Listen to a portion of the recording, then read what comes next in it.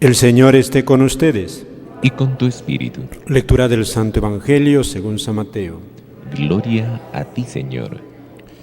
En aquel tiempo los fariseos, al oír que Jesús había hecho callar a los saduceos, formaron un grupo y uno de ellos, que era experto en la ley, le preguntó para ponerlo a prueba: Maestro, ¿cuál es el mandamiento principal de la ley? Él le dijo: amarás al Señor tu Dios con todo tu corazón, con toda tu alma, con todo tu ser. Este mandamiento es el principal y primero. El segundo es semejante a él: amarás a tu prójimo como a ti mismo. Estos dos mandamientos sostienen la ley entera y los profetas. Palabra del Señor. Gloria a ti, Señor Jesús. Amados hermanos, en nuestro Señor Jesucristo y en María Santísima, nuestra Madre. Hoy día celebramos la fiesta de San Pío X, Papa. Falleció un día como hoy, en 1914. El Papa ya estaba anciano. 1914, queridos hermanos, es un año de mucha incertidumbre. Recordemos cómo ya para 1917, cuando la Virgen se aparece, se está viviendo ya la Primera Guerra Mundial. Para 1914, el Papa San Pío X, dicen los historiadores, ya preveía, porque al fin un hombre de gobierno, la Santa Sede también tenía sus embajadores, ya estaban ya de alguna manera intuyendo un posible conflicto, ¿no? Se estaba todo esto, se estaba como ya en proceso. Y dicen los historiadores que el Papa ofreció su vida para detener esta hecatombe, y por eso el Señor acoge su sacrificio, ¿no? 1914. Al poco tiempo el Papa es reclamado como santo y es proclamado hoy como santo. La vida de este gran pontífice en la Iglesia es muy querida, y también muy apreciada por los obispos, los que sabemos un poco más de historia de la Iglesia, los que estamos más en esto, pues un pontífice que ha sido providencial para una época también muy necesitada. Él, sobre todo, es el gran, el que está discerniendo cómo movimientos modernistas, así se llamaba, trataban de corromper la fe de la Iglesia, es decir, ideas que con mucha sinuosidad, así como metiéndose así de manera oculta, trataban ya de dinamitar la doctrina de la Iglesia. Y el Papa, este Papa, que algunos intelectuales de su época pensaban que no se iba a dar cuenta, porque él no había dado clases en universidades, no era un intelectual de renombre. Su vida fue vicario parroquial de un pueblito, párroco de otro pueblito, ayudante del obispo como canciller, vicario general, obispo y patriarca de Venecia.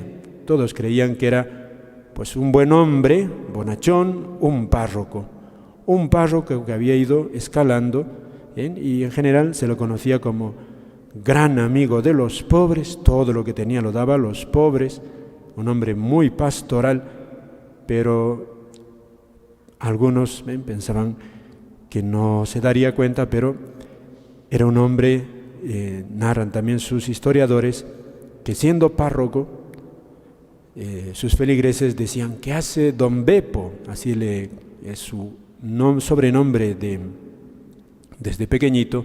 Sus hermanitos le decían Beppi, porque es José, Giuseppe en italiano, Beppi le decía, ¿no?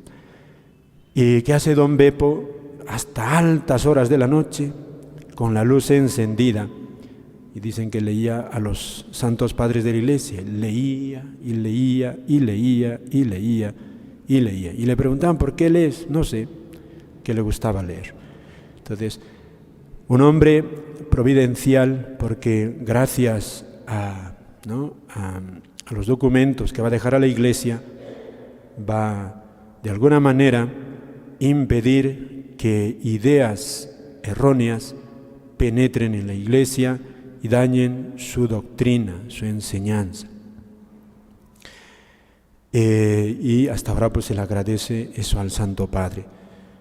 Fue duro, sepan, a nosotros, si repasamos la historia, era realmente duro, porque es un debate intelectual y algunos no le entendieron también. Y para el pueblo, el Papa es recordado como el Papa de la primera comunión de los niños. A los niños les acerca la primera comunión cuanto antes, cuanto más niños. Es un Papa que al pueblo le hace accesible, le ayuda a que sea accesible a la Sagrada Escritura, va a fomentar la lectura de la Sagrada Escritura al pueblo e invita también a los laicos a que se inserten en las estructuras sociales y inspiren con espíritu cristiano toda institución civil. Él ya está viviendo para 1914 todo este proceso de secularización que de alguna manera el laicismo es exacerbado, así que los gobiernos son laicos, o sea, sin Dios, ahí no se mete Dios. Y el Papa dice, eso no puede ser, por eso anima a los laicos a que desde su puesto de trabajo, desde su profesión, inspiren esa estructura con espíritu cristiano. De hecho es famoso porque él también, sin meterse en política, pues en Venecia influirá con los laicos para que elijan un alcalde católico, y lo consiguió. Y por otra parte también en esto el Papa va a vivir este drama del laicismo, o sea, de los gobiernos laicistas que quieren total separación de la Iglesia, para nada en sus leyes, sobre todo en Francia. Es un hecho muy sonado en su época, porque el gobierno francés, que ya venía de siglos con el famoso galicanismo, ponían leyes que ponían en aprieto a la Iglesia. De alguna manera, de una manera muy sutil, exigían que la Iglesia se someta a las leyes del gobierno civil. El Papa, un hombre muy valiente, muy lleno de fortaleza, hubo un momento en que se vio en la disyuntiva: o pierdes todos los bienes de la Iglesia y se va a quedar con eso el gobierno francés, o te sometes a las leyes del gobierno francés, leyes civiles. Un poco para simplificar las cosas, ¿no? O sea, se viene esa disyuntiva. Entonces, si se queda sin bienes, los sacerdotes, los obispos, muchos se van a quedar en la mismísima calle. Si te sometes a las leyes, vas a tener catedrales, iglesias, pero de alguna manera tu patrón va a ser el gobierno civil. Una decisión dificilísima para el Papa. Pero ven, ahí se mostró su fortaleza y el Papa dijo, si alguno, ¿no? Así se recuerda, si algún obispo pues se siente sin fuerzas, que me lo avise, que se venga a Roma y a vivir acá, algo así. Pero el Papa dijo, nos quedamos sin catedrales, sin iglesias, sin casas, nos quedamos en la calle. Sorprendió a todos la gran respuesta del Papa. Ni el gobierno francés se esperaba esa respuesta. De la noche a la mañana, toda la iglesia francesa se vio sumida en la pobreza, pero libre ya del yugo civil. Y toda la iglesia de Francia es famosa como se adhirió al Papa, le siguió al Papa. Prefirieron vivir pobres a tener los bienes. ¿Ve? salvaron el bien que es vivir la docilidad al Papa y no tener otro yugo que la obediencia al Papa en materia de fe y costumbres y todas sus leyes, que tener bienes. Luego eso se calmará también esa situación, pero ahí es como un botón de muestra como al fin un hombre santo y valiente pues llevó hacia la Iglesia. Fíjense, es una situación que hoy nos puede asustar, pero ha sido esa. Nuestros tiempos no son distintos. Hoy también al Papa le toca grandes pruebas. Y por otra parte, hoy también estamos rezando por una pareja de esposos, pues ¿a qué se debe San Pío X? Una de las raíces de San Pío X es su familia. Él es parte de una gran familia, son muchos hermanitos. Su familia era pobre.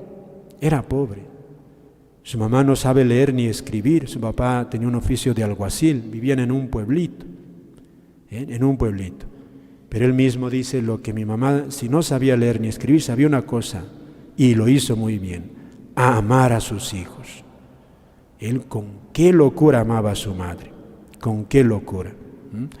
San Pío X es el hermano mayor de sus hermanitos, y siendo mayor, él, cuando ya tiene sus 10 años más o menos, tiene la intuición de ser sacerdote, y sus padres, necesitándolo y todo, no le dicen, tú vas a ser sacerdote, y le ayudan.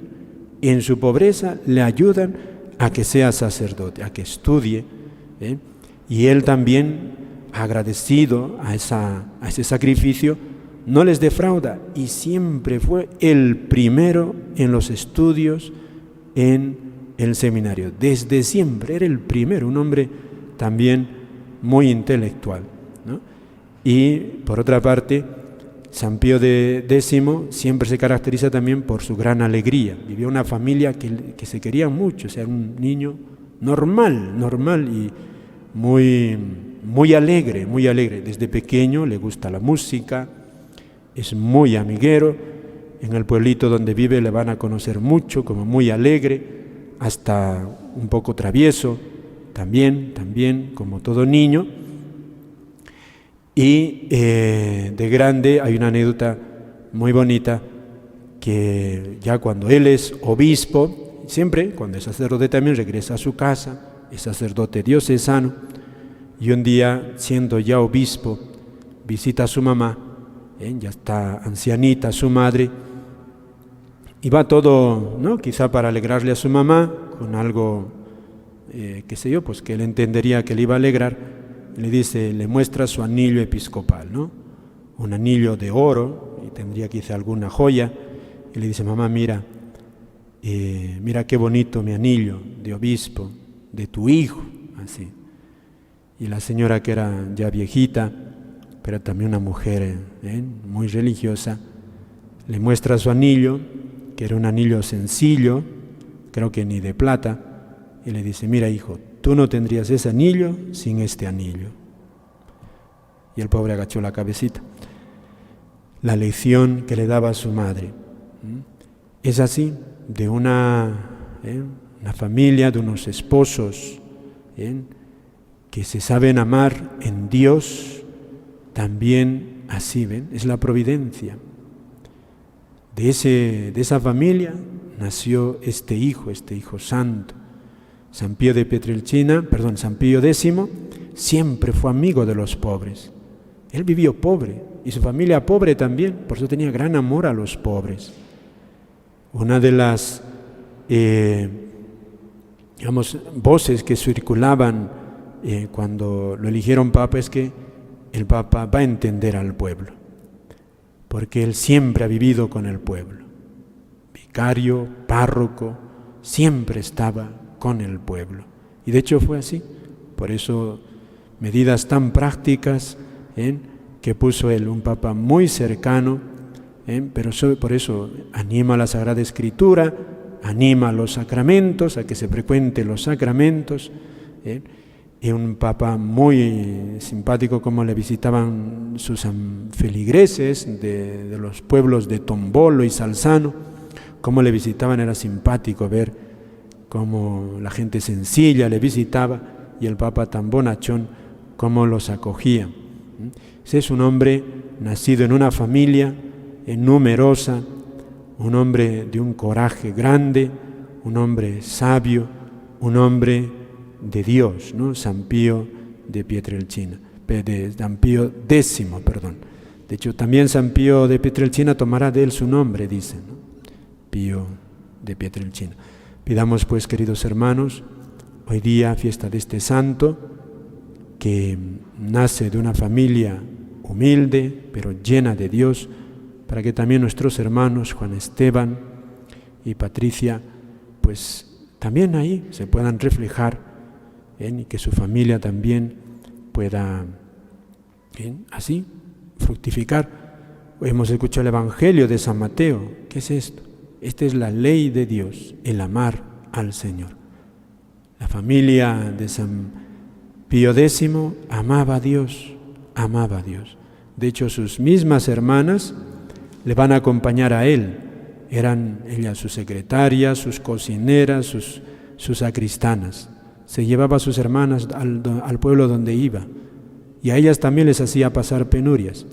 Cuando llega a Roma también se lleva a sus hermanas. Ya no vivirán con el Papa, pero él, como ya sus hermanas eran mayores, él las cuida, y de hecho cuando está ya para morir, él pide a la Iglesia que vele por sus hermanas, porque ellas habían velado por él toda la vida, ¿no? Quería mucho a su familia. Nada más, queridos hermanos. Amén.